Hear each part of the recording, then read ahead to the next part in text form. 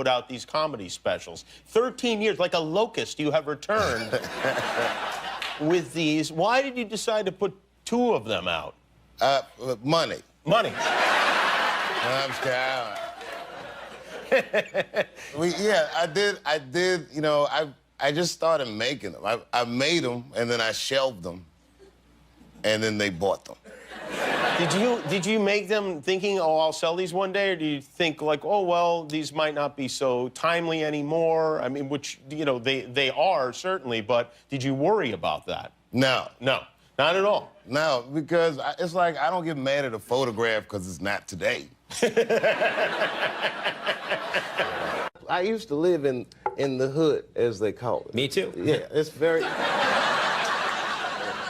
I thought I'd try it. Well, no, see... I stick out a little bit. See, Conan, you're brave. A lot of white people are afraid to walk through Harlem and stuff late at night, and you got to remember that the black people could be just afraid of you as you are of them, you know. A white dude's walking through Harlem, he's like, oh my gosh, I'm gonna get mugged or beat up. And the black people thinking, oh my God, it's a cop, he's not fooling us, everyone act natural.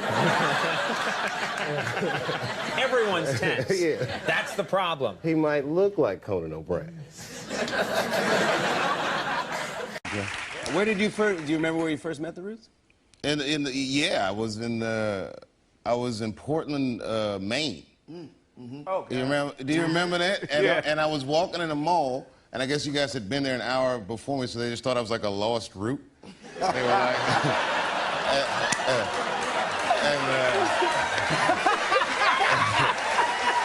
Portland, Maine, yeah. You can imagine. So the lady comes up and she's like, "Can I get your autograph?" And she's like, "I'm like, yeah, I'm signing." She's like, "I love the Roots." I'm like, "The Roots." Now, have you had any trouble with you haven't had any trouble with the police, have you? You don't get it. You don't. No, not at all. But I have a police scanner. You do? It looks like a Walkman. People think I'm listening to music. But I'm getting important information.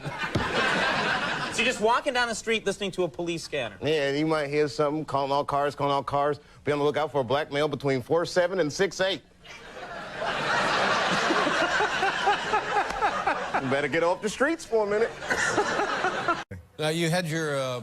you had the Dave Chappelle show at Comedy Central, and then you didn't have the Dave Chappelle show at Comedy Central. And in comedy, the reason most people have a show and then don't have a show is because they say, well, we don't want you to have a show anymore. But that wasn't the case here. The case here was you said, I guess you said, I don't want your show anymore, and you took a hike. It's worse. Yeah. Well, now, are you tired of talking about it? It's 10 years, of course you're tired of talking about it. I don't talk about it. It's like, you know, I just, you know. Listen, here it is. Technically, I never quit. I'm 7 years late for work.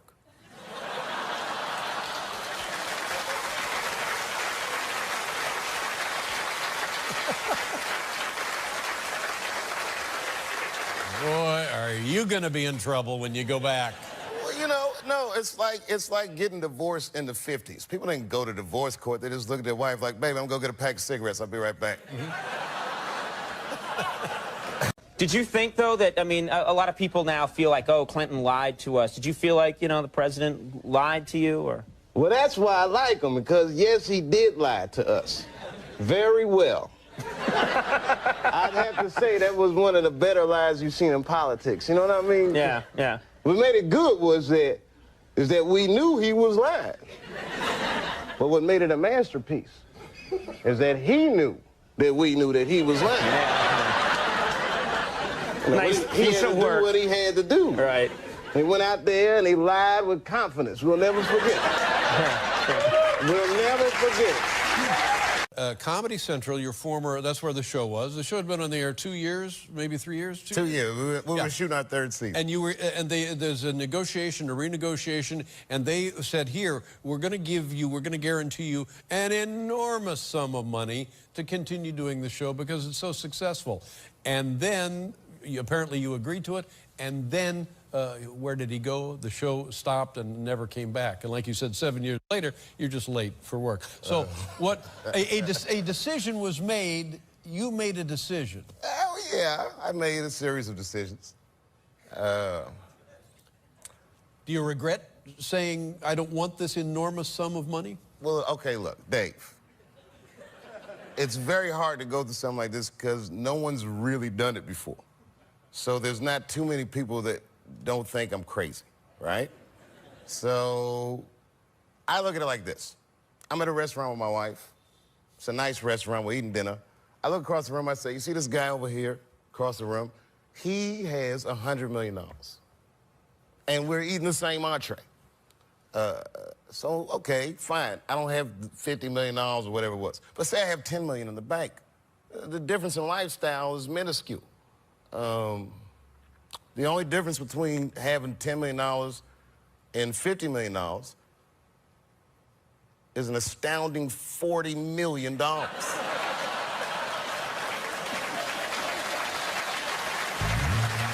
You saw that movie Planet of the Apes with Mark Wahlberg. The remake, yeah.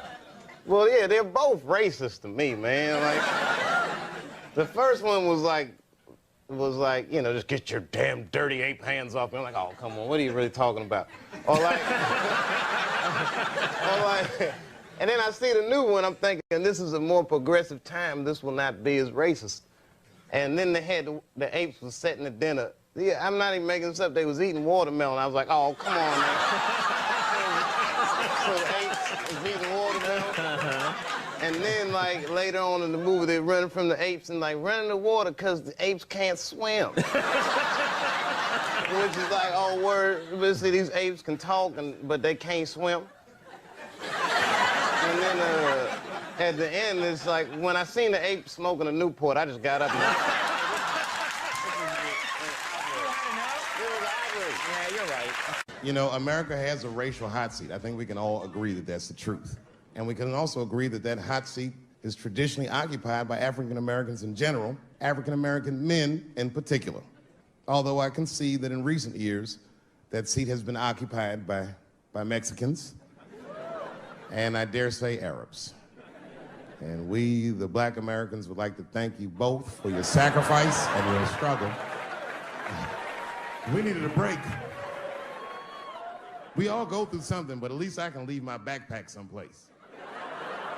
If you Arab and forget your backpack, you got about 20 minutes before they send that robot to blow your shit up. You kiss all that engineering homework goodbye, Fuhad. I had an experience with the Klan. That's amazing that you asked me that. I don't talk about this much. They came to my house when I was little. It was real scary. They came in the middle of the night on horseback. It's really freaked everyone in my neighborhood out because, you know, we didn't know what people were doing on horses in the middle of the city. But they came, they burned a cross on the sidewalk. They were singing racist songs, beating on the door, all belligerent. Come on out, you black sons of bitches! See, me and my brother, we were like horrified. We were just hiding in the closet, peeking out. But my mother, this is a strong woman, my mother, she went right to the door and opened it and gave him candy.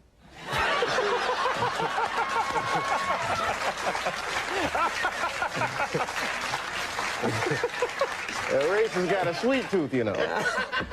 I saw your baby, very nice. God, baby's, how old's the baby now? He's 18 months now. Oh, that's very cool. He can't quite talk yet, but that's what I'm waiting for. Yeah. For him to talk. Yeah. Because when have you ever had a conversation with a guy that lived in your balls, you know?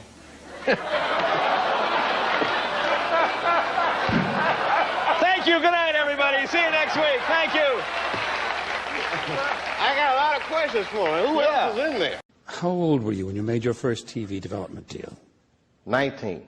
My mother and my grandmother were freaked out. You know, I was the first person in my family not to go to college that had not been a slave. Right.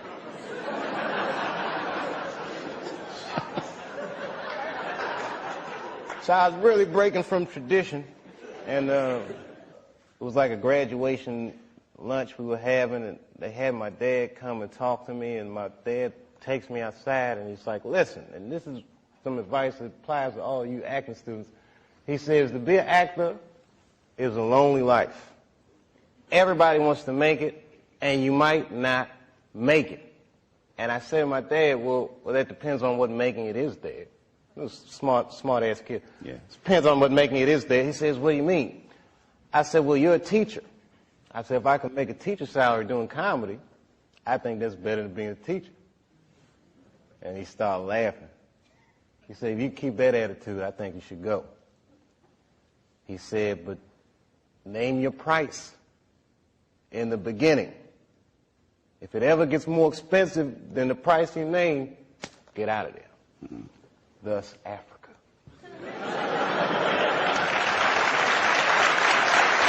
Would you ever ride a bull, even for, yeah, I mean, would you try it at all? I could win a rodeo. I'd cheat. What would you do? How do you you can't cheat at a rodeo. I could. Right before they let me out that little bull stable, I'll blow weed in the bull's face. He'll be watching the announcer. Dave Chappelle's been on that bull for a record 4 hours and 25 minutes. You've never seen anything like it. The bull is now having a snack. They're still sitting there.